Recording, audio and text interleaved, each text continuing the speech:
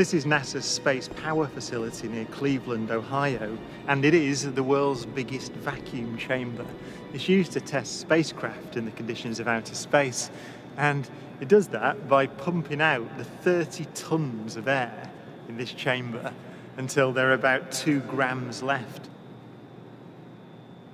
And it's kind of got an eccentric construction, which is part of its history. It was built in the 1960s as a nuclear test facility to test nuclear propulsion systems, and that meant that they built it out of aluminium to make the radiation easier to deal with. Aluminium is not the best thing, the strongest material to build a vacuum chamber out of. So they built an outer concrete skin, which is part radiation shielding and part an external pressure vessel, so that this thing can take the force that's present on the outside when it's pumped out to the conditions of outer space.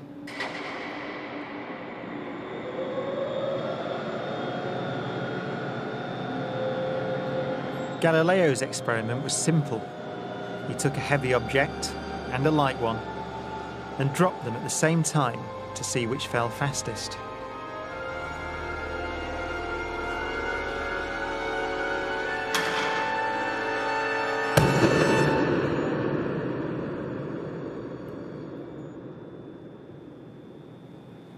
Now in this case, the feathers fell to the ground at a slower rate than the bowling ball because of air resistance.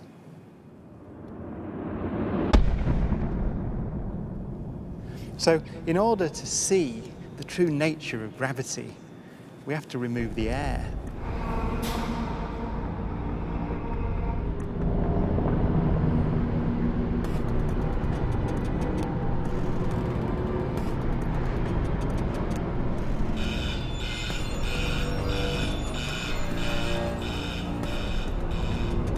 It takes 3 hours to pump out the 800,000 cubic feet of air from the chamber.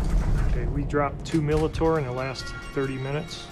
But once it's complete, there's a near perfect vacuum inside. 6104 manual, 10% open.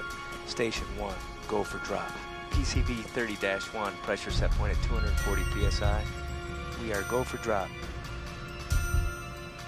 10, 9, 8, 7, 6, 5, 4.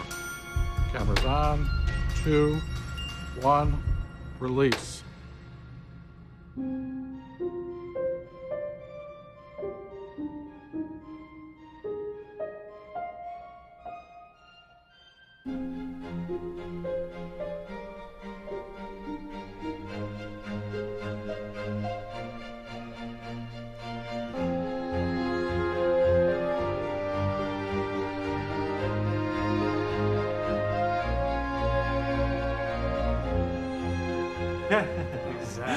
Exact.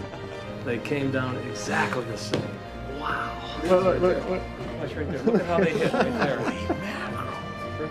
Exactly. You're back on the side. Exactly the same. Feathers don't move, nothing. Look at that. That's just brilliant.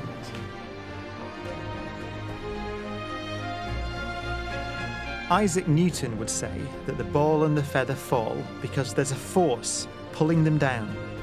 Gravity. But Einstein imagined the scene very differently. The happiest thought of his life was this. The reason the bowling ball and the feather fall together is because they're not falling. They're standing still. There is no force acting on them at all.